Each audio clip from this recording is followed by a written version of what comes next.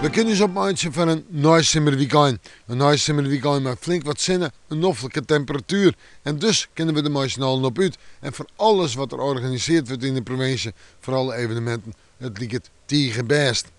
Wel, joen en vannacht, ja, vrij helder waar. En daar terug kwam het aan als een 8 of 9 graden. Op de eiland alweer misschien 12. En verder een net al te sterke wind en kans op mist of mistbanken. Dus een waarschuwing van het verkeer. Ik zei het al, een net al te sterke wind.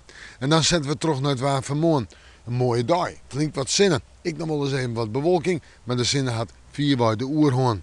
En de temperaturen, ze mogen er wezen, zijn 19 graden, in het zuidoosten misschien 20 en zo is het dan ik ongeveer.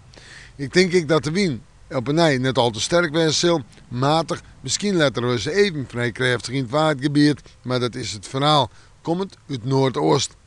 En dan zetten we terug naar Snijn. Dat wordt een prachtige dag. Zinnen en nog eens keer zinnen. En een dag met een noffelijke temperatuur. Ik denk dat we op Snijn uitkomen, zomaar bij de 20, 21 graden. En dan is het gewoon een warme dag.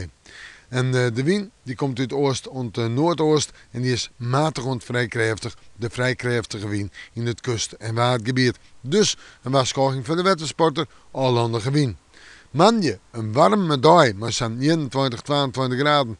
En droeg waar en flink wat zinnen. Deze mensen komen op enkele ruim of tongerbuien, maar het blijft warm, maar zo'n 20 of 21 graden. En we moeten morgen maar weer even in het naaisimmer waarschuwen.